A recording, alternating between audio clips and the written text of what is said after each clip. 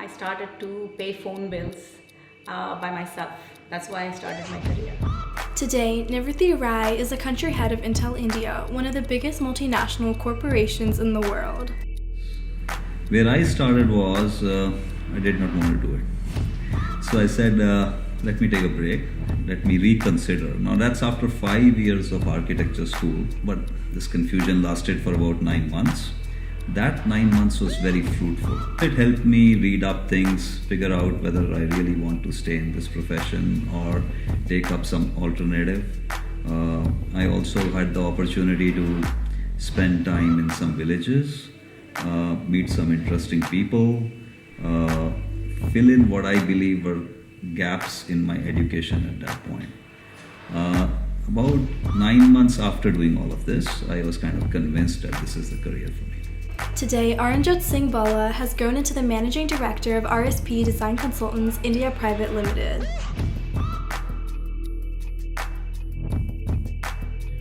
Somebody I knew said, why did you go and meet this partner in Ernst & Young? Just a casual chat, not knowing I'm interviewing with him. And I got the offer same day. And then there was no turning back. Today, Siddharth Mittal is the CEO of India's largest biopharmaceutical company, Biocon. As a software engineer, and I understood after 1 year that that's not my cup of tea. Today, Amit Gupta is the co-founder and CEO of Yulu, a trending eco-friendly company which is seen as India's future. We had no clue where we were going. It was not scripted at all. But we just knew that we were passionate about making films. So two people came together, said, listen, let's do this. It was started by Prakash Verma and myself. Today, Sneha Iyer is the partner and executive producer of Nirvana Films, a huge company working with renowned celebrities.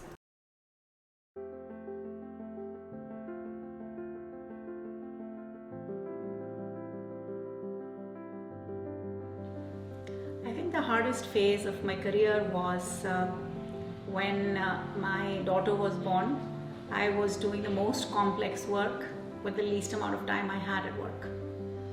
So as I set out, I remember an incident wherein I was designing a building for my boss and I messed up. I had the staircase in the wrong place and it had to be broken down. Very rough for me because I did not know what to do. I found out my mistake. So I went to the client myself and I told the client, listen, this is a mistake I made. I do not have the money to pay for it.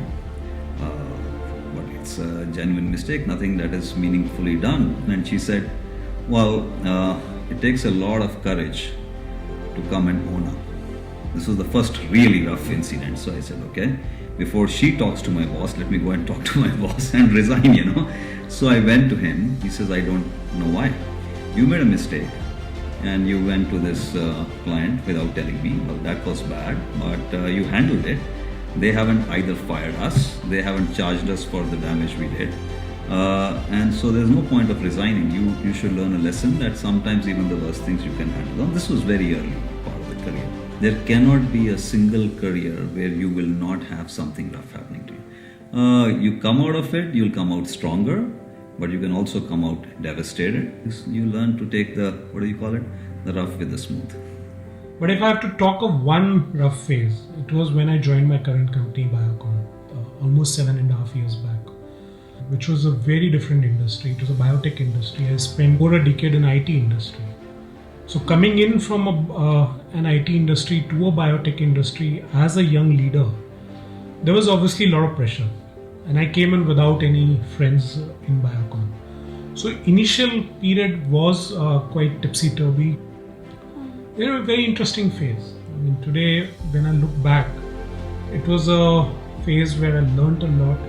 But the most important thing is how do you kind of face challenges rather than run away from challenges? I would say that really the first job where I thought that after doing mechanical engineering from my college, I can be a great software engineer also, but that did not work out.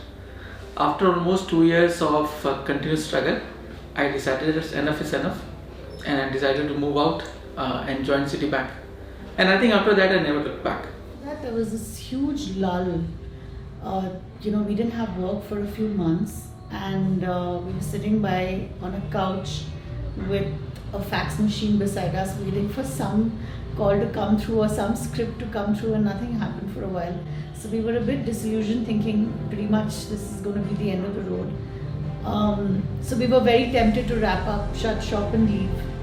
But fortunately, just in the nick of time, something turned around and came for us, and we said, okay, just that hunger to somehow get one thing in the kitty, and I think somewhere we did get a bit lucky. So.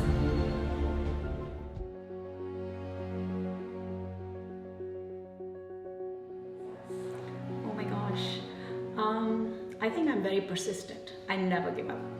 Phases, what will ultimately help you get out of a rough phase is mental fortitude and the strength that you have in your mind, and the self-belief in yourself that you can manage it. But sometimes you can't as well.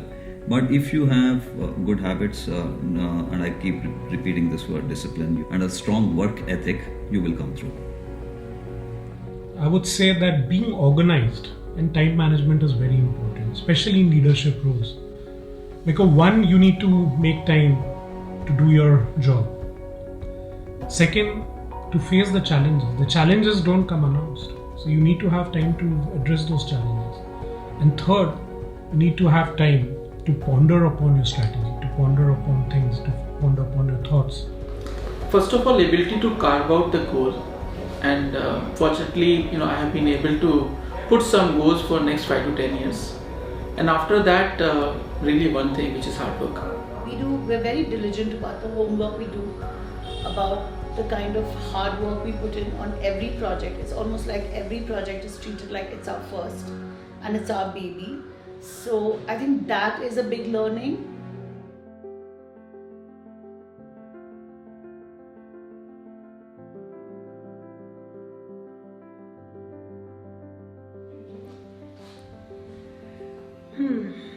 It's a very good question.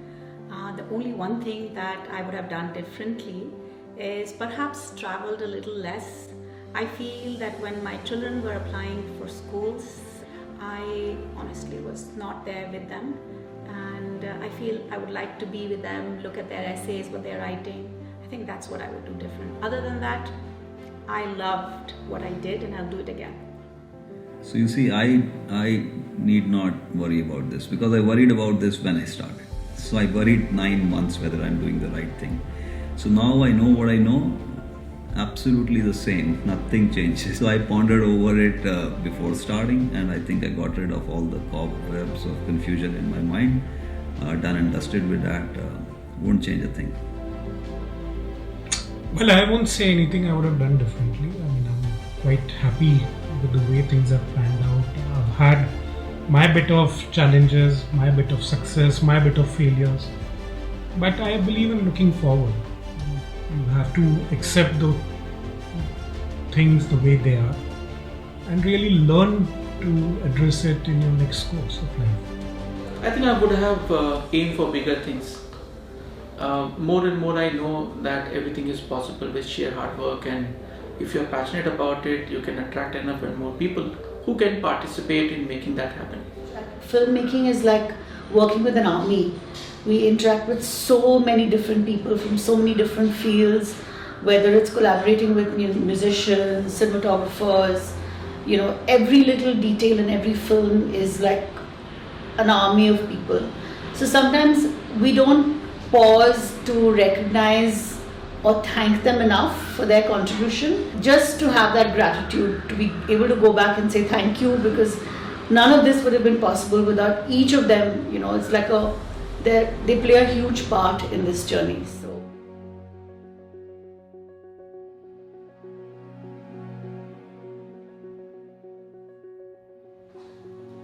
What would I do with my life? Actually, I'm quite fearless. I'll be honest with you, people think that, women don't speak loud, women worry or fear. I'm fearless. I fear nothing. What could have been different if we came from, for example, a business background? I could have been an entrepreneur and not worked for a private sector, run my own company. That was something that could have been different. Now, what holds you back? So it's the context you came from. So sometimes the context you come from makes you believe that you can do something radically different, or the context you come from means, or you believe in so much in it and are so used to it, so you stay within that same comfort zone. Given a choice, maybe in entrepreneurship at a much earlier part of my career, I still contemplate that, and maybe after I've played my innings here, I'll become an entrepreneur and go for my own business. Well, I feel failure and success, they are two sides of the coin. You cannot have failures, you cannot only have successes. You need to learn to coexist with both the failures and successes. I think the most important thing is how do you learn from a failure and do not repeat it. Because you need to face the challenges and you need to be resilient enough to address these challenges as they come. Tough question. As I said, maybe look for even more impossible looking things. What I'm doing right now with Yulu seemed impossible to many people, but not to me. And I think I need to challenge myself, pick something which looks impossible to me, and then go for that. So failure and success are parts of the same coin. I think we don't talk enough about failure, and I think the tide has to change on that. We must also talk about failure. We must celebrate failure, because a lot of entrepreneurs will tell you that there is no success without failing, and failure is not a bad word at all. It is a good word, and there is a lot to be learned from that. I think the way you need to look at failure is regeneration, is to come back, recalibrate, to look at it deeply, to understand where you did something differently or wrong, not necessarily wrong, but what could you have changed about that decision, or how you approach something. So there's a lot of learning in failure, and I think it's very important that we give it its place in the sun. What would I have done differently? I don't know, actually. It's very difficult. I'd love for that to be answered by the others who work around me, to tell me what I should or should have done differently. I don't know.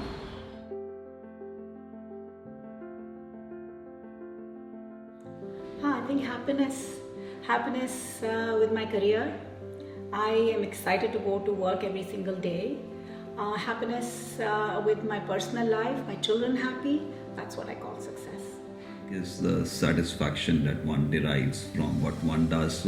So you can call yourself successful if you look forward going to work, if you're happy about the work that you do, you know how to handle mistakes, and you have the experience and the mental kind of a strength to see that mistakes will happen, but I still love doing what I'm doing. So success is a number of things. Right? Anybody who's telling you that they are in any field and money doesn't matter to them is not saying the full picture, is not giving you the full picture. It's a part of it, but it should be a byproduct. And it's more important that you feel yourself as successful, as opposed to feeling living up to somebody else's measure. These measures are defined for us in society. They are defined more when you are in school and college by the grades and so on and so forth, but they never go away. And later on in life, you could be measured by the size of your house or the number of cars you have, and it might surprise you that sometimes very wealthy people do not subscribe to these measures, and there is no visible sign of affluence. So if you take that away, it brings you back to who you are and what you feel about yourself, and that's the most important. I mean, for me personally, I think success is, am I happy in what I'm doing, right? And am I making a meaningful difference in what I'm doing? But right now, for me, making everyone else around me happy, and especially environment which I am right now working on, if I can make it better, I will be feeling a successful person. I think the only thing that you can really be in control of is your attitude, your hard work, and your intent. There is a good chance that you will be successful. And then the trick is, once you are by definition successful for the world, then it's how to manage that success well, and that's where most people find it difficult. So in that part of the narrative, I think really the trick is to be grounded. I think the one thing that I keep telling myself again and again is that I only do advertising and I don't save lives, so there's no need for me to feel like I am the be all and the end all of anything.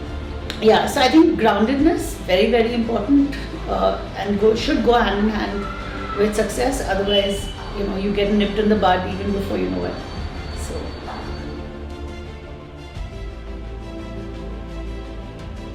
Never give up. Be the best you can be. And what limits you from reaching your true potential is you. There's no shortcut for success. Believe in yourself, aspire big, and take risks. Pick up a problem, solve, and this is where we will make India a superpower. Gen Z needs to pull up their pants and work hard. It takes a lot of blood, sweat, toil, tears, endless sleepless nights, lots of coffee, lots of pain, but it's all worth it. At the end of it, when you look back and you say that this is what I accomplished and this is what my part of the contribution was to this process. Because it's many people